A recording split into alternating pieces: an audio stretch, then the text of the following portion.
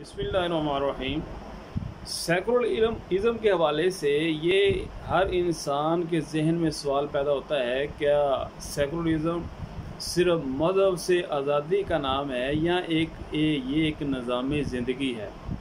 तो इसका जवाब ये है कि ये एक निज़ाम ज़िंदगी है, इस वजह से कि सेकुलरिज्म की मुख्तलिफ इक़दार हैं।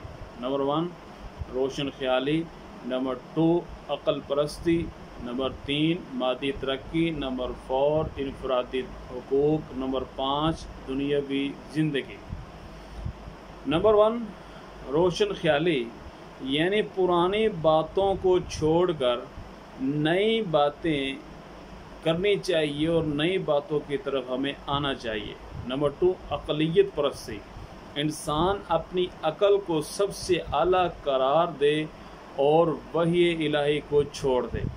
नंबर 3 मादी तरक्की यानी मादा ही हकीकत है, रूह का इससे पूछा नहीं जाएगा बल्कि इसको मादी तरक्की करनी चाहिए।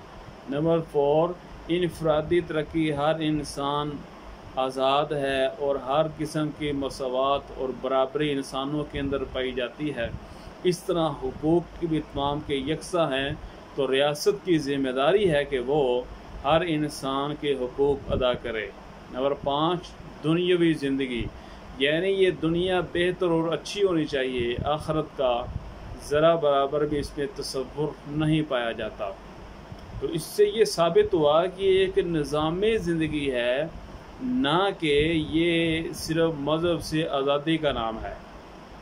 फिर सेकुलरिज्म अपने ऊपर मज़हब को हावी नहीं होने देते, लेकिन अगर कोई मज़हब इनके ताबे आना चाहे तो इनको कोई भी इससे एतराज़ नहीं होता।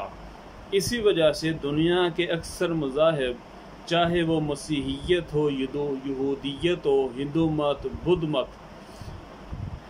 ये जो बड़े बड़े मज़ाहिब हैं, इन्होंने सेकुलरिज्म के सामने हथियार डाल दिए हैं।